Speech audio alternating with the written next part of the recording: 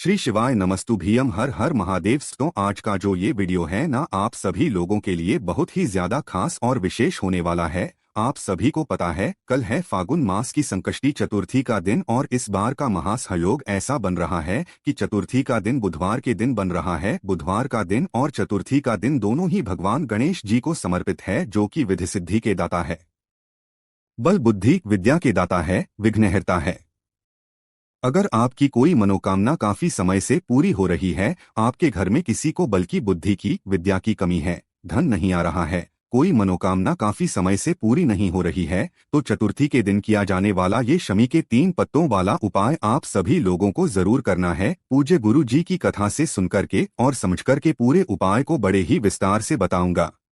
परंतु उससे पहले आप सबसे एक छोटी सी प्रार्थना है कि जो लोग पहली बार आए हैं, चैनल को सब्सक्राइब जरूर कीजिएगा और वीडियो को लाइक करके देव आदि देव महादेव जी का कोई सा भी प्यारा नाम कमेंट बॉक्स लिखना मत भूलिएगा। इस पूरे वीडियो के अंदर हम लोग 4 महा उपायों के बारे में बात करेंगे, जो कि चतुर्थी तिथि के दिन किए जाते हैं और ये है फागुन मास की बुधवार की चतुर्थी। तो इस दिन इस वाले उपाय को करना बिल्कुल भी मत भूलिएगा। सबसे पहले बात कर लेते हैं पहले वाले उपाय की। देखिए, पहला वाला उपाय किन लोगों को करना है, ये चीज ध्यान से सुनिएगा। अगर आपके परिवार में कोई बच्चा है, कोई बड़ा है ना, जैसे कि पढ़ाई लिखाई नहीं करता है ना, बुद्धि से थोड़ा सा कमजोर है, पढ़ाई लिखाई में बिल्कुल ध्यान नहीं है, करता भी है तो कुछ याद नहीं होता है ना, उसे बल की बुद्धि की और विद्या की बहुत ज्यादा जरूरत है ना, तो अपने बच्चे की बल बुद्धि और विद्या के लिए इस वाले उपाय को जितनी भी माताएं बहनें हैं ना, इस चतुर्थी के दिन जरूर कीजिएगा। बुधवार की चतुर्थी है, बहुत ही ज्यादा विशेष महत्व रखती है। ठीक है, आपको इसके लिए चाहिए होंगी शमी के 3 पत्ते। ठीक है, कैसे करके तोड़ना है वो मैंने आपको बहुत बार वीडियो में बता दिया है। यहाँ से तोड़ना, ये जो पूरा का पूरा गोले होता है, ये एक शमी का पत्ता होता है। इस तरीके से आपको 3 शमी के पत्ते लेने हैं। एक लोटा आपको लेना है, शुद्ध जल है ना, एकदम ताजा जल जो आपके घर का आता है, वहां से वो ले लेना। पूज्य गुरु जी ने यहाँ तक की कहा है कि इस शमी पत्र का इतना बड़ा महत्व होता है कि इसका जो एक पत्ता होता है ना, वो 14 करोड़ सोने की मुद्राओं के बराबर होता है। साथ ही साथ जिस घर में एक शमी का पौधा लगा हुआ रहता है और जिस घर की स्त्री, माता, बहन, कोई भी व्यक्ति प्रतिदिन शमी पवक्ष के नीचे एक दीपक मात्र प्रज्वलित भी कर देता है ना, उस घर में सदैव शिव निवास करते हैं। उस घर पर किसी भी तरीके का कोई संकट नहीं आ सकता है। तो एक शमी का पौधा अपने घर में आप सब जरूर रख लिया कीजिए। ठीक है, अब 3 शमी के पत्ते और एक लोटा शुद्ध जल लेकर के आपको पहुंचना होगा महादेव जी के मंदिर शिवलिंग के पास में। उपाय करने का एक खास नियम है, तरीका है। किस समय जाओगे चतुर्थी के दिन, किसी भी समय पर, सुबह से लेकर के तक, जब भी आपको समय मिले उस समय पर जाना है। लेकिन चतुर्थी तिथि के दिन उत्तर दिशा नॉर्थ डायरेक्शन की तरफ मुंह करके खड़े हो जाना। जो पूजा अर्चना करनी है वो पहले आपको कर लेनी है। अंत में जब आप इस उपाय को करेंगे ना, तो उपाय करने का एक नियम, जो आप एक लोटा शुद्ध जल लेकर के आए हो है ना, इस एक लोटा शुद्ध जल के अंदर आपको जिस व्यक्ति के लिए या जिस बच्चे के लिए आप ये उपाय कर रहे हैं, उसका नाम और गोत्र बोल करके एक शमी का पत्ता आपको इसी वाले कलश के अंदर डाल दे है। किसके नाम से डालोगे? जिस बच्चे के लिए, जिस व्यक्ति के लिए आप कर रहे हो, जिसे बल बुद्धि विद्या की जरूरत है, उसका नाम और गोत्र बोल करके इस कलश में डाल देना। ठीक है, इस कलश को साइड में रख देना है। उसके बाद में दूसरा शमी का पत्ता उठाना है और वो दूसरा शमी का जो पत्ता होगा ना, वो आपको करना होगा जलाधारी पर समर्पित, इस तरीके से कि जो डंडी रहेगी ना, वो बाहर लटकी हुई होनी चाहिए, बाहर की तरफ निकली हुई होनी चाहिए शमीपत्र की। ठीक है, और जो तीसरा वाला शमी पत्र है, वो गणेश जी के स्थान पर। काफी सारे लोगों को नहीं पता होगा कि शिवलिंग के ऊपर ही भगवान शिव जी का पूरा परिवार विराजमान है, और जो ये राइट हैंड साइड का हिस्सा होता है, ये गणेश जी का चरणाबिंद होता है, गणेश जी का स्थान होता है। आपको जो तीसरा शमी का पत्ता है, वो आपको गणेश जी पर समर्पित करना है, इस तरीके से जैसे आपने जलाधारी पर समर्पित किया था। ठीक है, तीनों शमी पत्रों को समर्पित कर देने के पश्चात आपने जो एक लोटा शुद्ध जल लिया है ना, इस एक लोटा शुद्ध जल में थोड़ा सा जल आपको नमः शिवाय श्री मंत्र का स्मरण करते हुए तुम रुका महादेव जी के नाम से ये चीज नाम ध्यान दीजिएगा। तुम रुका महादेव जी के नाम से थोड़ा सा जल आपको इस जलाधारी वाली शमी पत्र पर समर्पित करना है। थोड़ा सा जल आपको इस वाली बेल शमी पत्र पर समर्पित करना है और जो बाकी का पूरा जल बचाना वो पूरा का पूरा शिवलिंग के ऊपर समर्पित कर देना। ओम नमः शिवाय श्री शिवाय पंचाक्षरी मंत्र षडाक्षरी मंत्र का करते हुए किनके नाम से करोगे? तुम रुका महादेव जी के नाम से जो भी जल बहता बहता जलाधारी से नीचे की तरफ आकर के गिरेगा ना, आपको मात्र उस जल को इस वाले कलश में एकत्रित करना है और आपके बच्चे को उसका आचमन करवा देना है।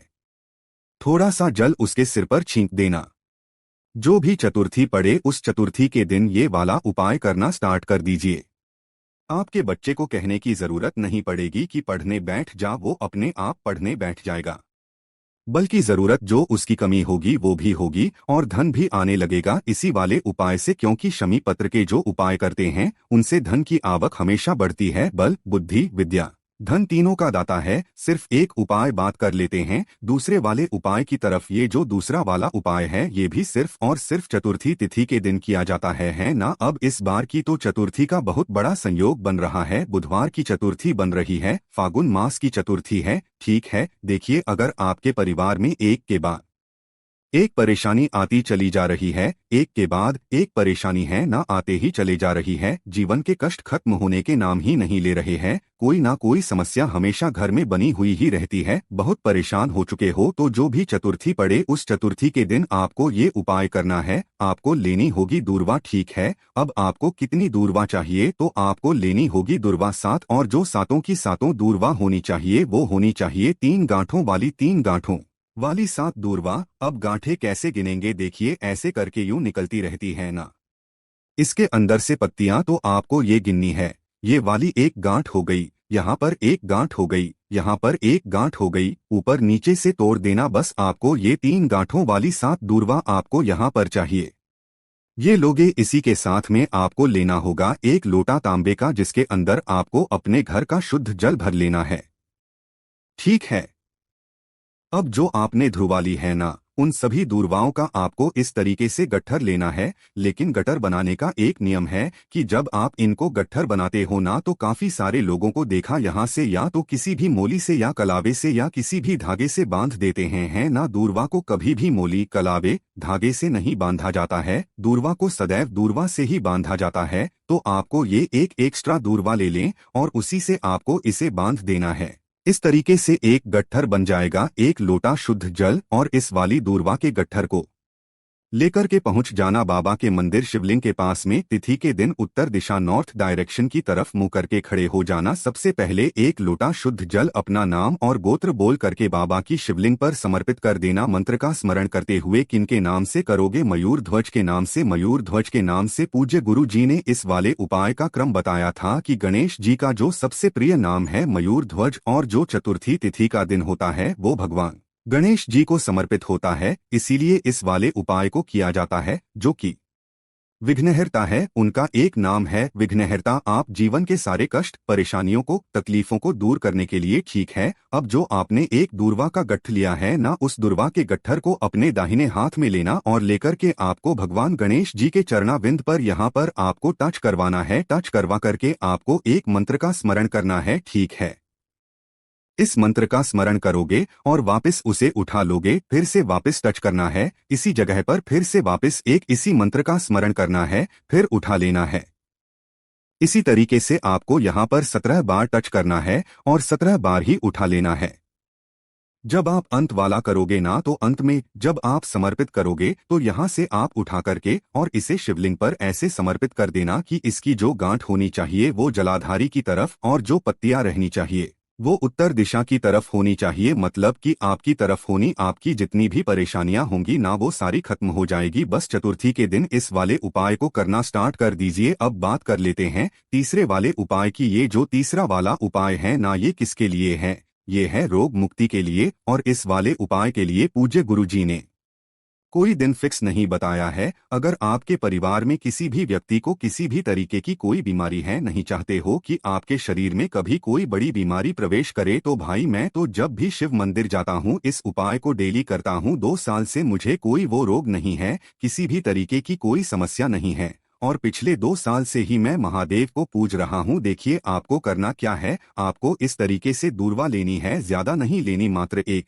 दूर्वा आप ले लेना है ना। 1 लोटा शुद्ध जल आपको अपने घर का चाहिए, एकदम ताजा जल, और 1 चुटकी चाहिए होंगे आपको काले तिल, ज्यादा नहीं लेने, 1 चुटकी आपको काले तिल ले लेने हैं, ठीक है। इन सभी को लेकर के सुबह या शाम जब भी आपको मौका मिले पहुंच जाना महादेव जी के मंदिर, शिवलिंग के पास उत्तर दिशा की तरफ मुंह करके खड़े हो जाना। जो आपने 1 कलश लिया है, इसी 1 कलश के अंदर आपको 1 दूर्वा जो आपने ली है, चाहे कितने भी गांठों की हो कोई दिक्कत नहीं है, उस दूर्वा को आपको नाम और गोत्र बोल करके इसमें डाल देना है, और थोड़े से काले तिल भी आपको इसी के अंदर डाल देने हैं। इस पूरे के पूरे लूटे को आपको किस क्रम में चढ़ाना है, इसमें से थोड़ा सा ओम नमः शिवाय मंत्र का स्मरण करते हुए भगवान गणेश जी के स्थान पर, उसके पश्चात कार्तिकेय जी के स्थान पर, फिर माता अशोक स्थान पर, उसके पश्चात जो बगल में या सामने शिवलिंग के सामने नंदी बाबा बैठे हुए हैं, तो नंदी बाबा के उठे पैर पर उसके बाद में माता रानी के हस्तकमल के चारों तरफ आपको इस जल को छींटते हुए अंत में पूरा का पूरा जल शिवलिंग पर समर्पित कर देना है। शिवाय श्री शिवाय पंचाक्षी मंत्र या षडाक्षमी मंत्र का स्मरण करते हुए जो भी जल बहता बहता जलाधारी से नीचे की तरफ आएगा, आपको अपने उसी कलश के अंदर उस जल को रोकना है और इसी जल का आचमन आपको करना है। डेली कर लीजिएगा, मैं यकीन से कह सकता हूँ आपको जीवन में कभी भी किसी भी तरीके का बड़ा भारी रोग नहीं होगा। पूज्य के ये सभी उपाय बहुत ही ज्यादा खास और विशेष से जरूर कीजिएगा। अब आप अपने हिसाब से इन उपाय को कर सकते हैं। कोई भी दिक्कत समस्या परेशानी आती है तो सामने से कमेंट करके पूछ सकते हैं। श्री शिवाय नमस्तुभ्यम, हर हर महादेव।